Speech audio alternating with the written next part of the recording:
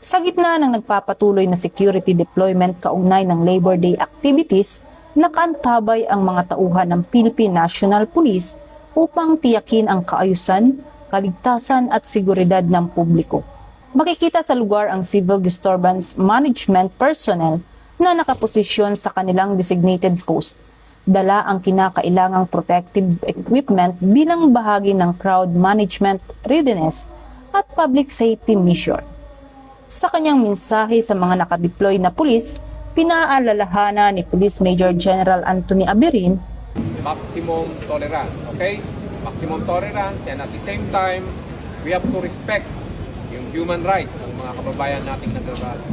However, yung maximum tolerance na ito ay may hangganan. Of course, the moment na tayo ay sinasaktan, inaatake tayo, at may panggugulo na nangyayari, yung maximum tolerance na to ay will cease to exist and we will be effecting arrest. Okay?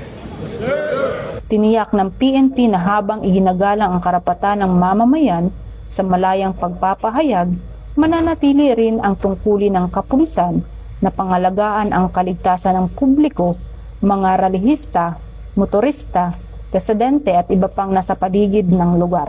Sa kabuuan, nanatiling nakatutok ang Philippine National Police sa mahinahon, disiplinado at profesional na pagtupad ng tungkulin alinsunod sa layunin ng bagong PNP para sa bagong Pilipinas, serbisyong mabilis, tapat at nararamdaman.